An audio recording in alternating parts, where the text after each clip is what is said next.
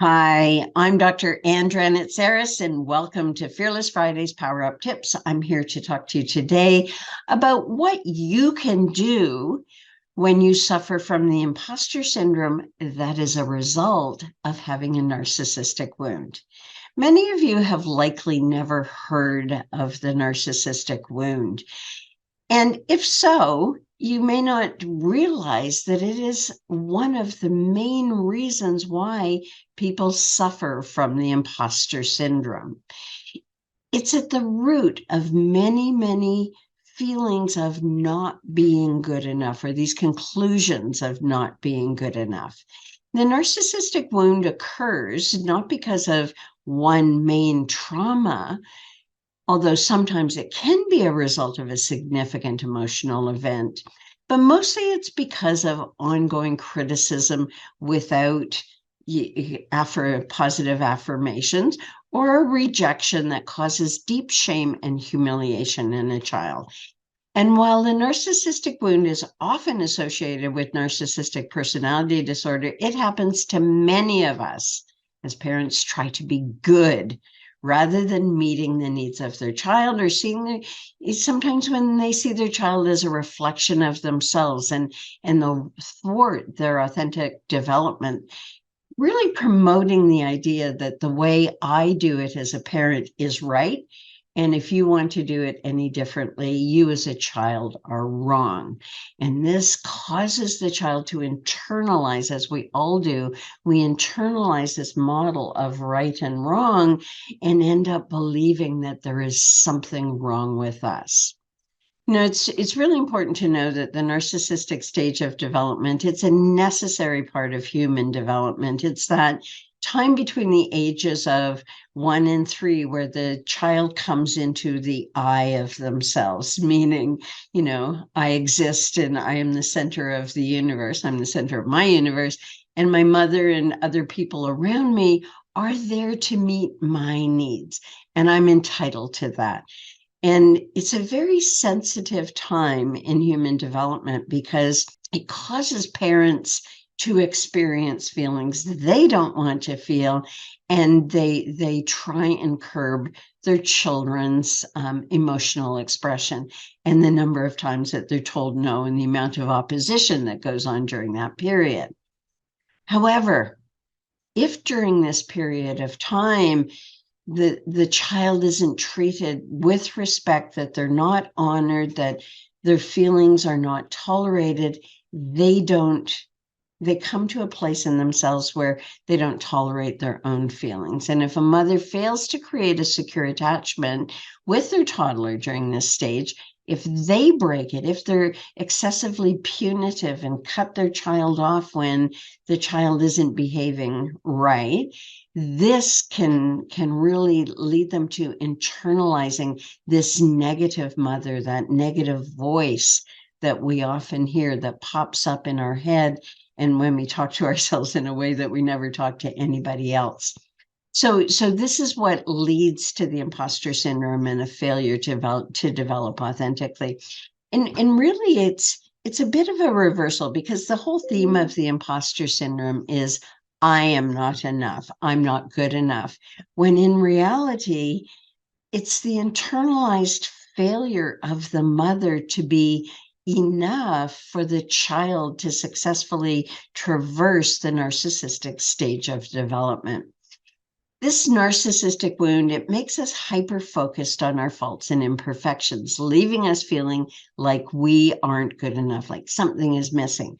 So unlike the flip side of the narcissistic wound, where there's an inflated sense of entitlement with narcissistic personality disorder, when it's a narcissistic wound, and we've developed successfully following this stage of development, then it's a deflated sense of value, a deflated sense of what we're entitled to, which leaves us always working to prove ourselves to others.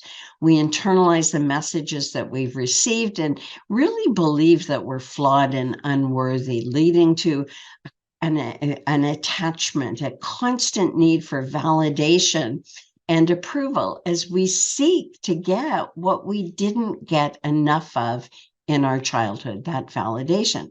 The problem is, because we're doing this as adults, we feel embarrassed because of our own needs. And then we pretend that we really don't need validation. We really don't need approval, when we are fundamentally longing for other people to give us feedback, to let us know that they see our value and they love us for who we are.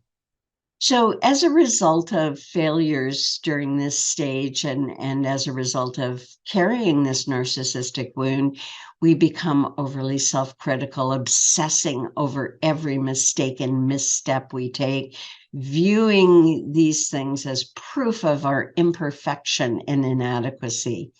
And we tell ourselves that we're frauds, and just believing that we're just mistake away from being exposed for who we really are, and all of the rejection that goes along with the initial wound is what we're actually fearing. This negative self-talk can become a self-fulfilling prophecy, leading us to hold ourselves back from pursuing our dreams and goals because we just don't feel worthy of success.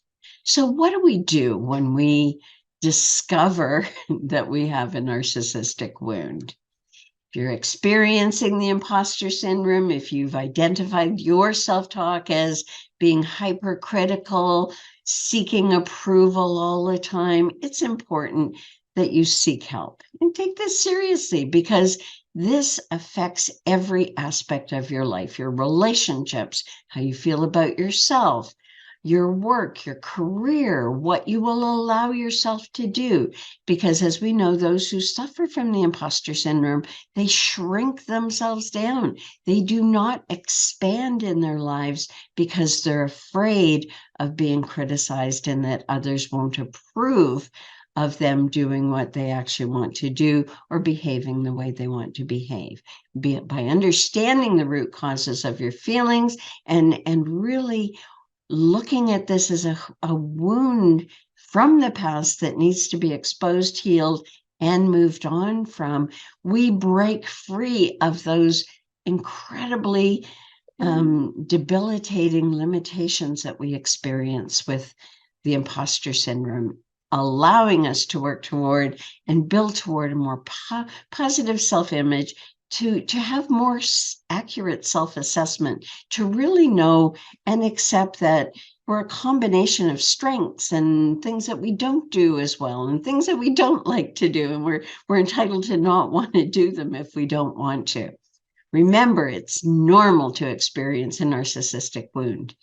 Most of us have it to some degree or another, but it's crucial to take steps toward healing it. Just because it happened during our childhood doesn't mean that we stay in that place of blaming our parents for everything.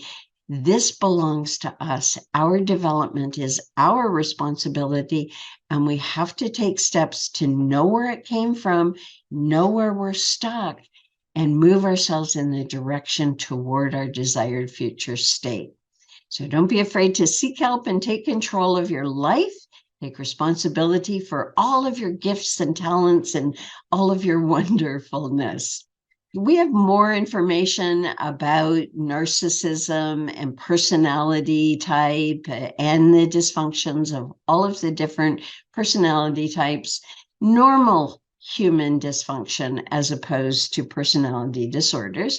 When we normalize it, when we look at it through that lens of, this is just a developmental delay and I can do something about it, I have the power, that we live a much more empowered, on purpose life. So go to Dranitsaris-Hilliard.com, check out everything that we have available on our website for you to help power past the imposter syndrome and deal with other challenges that you're experiencing in career, work, or relationships. Or check out our YouTube channel. Again, Dranitsaris-Hilliard. We have 100 or more videos on how to help you deal with the many dysfunctions that we human beings are dealing with on a daily basis.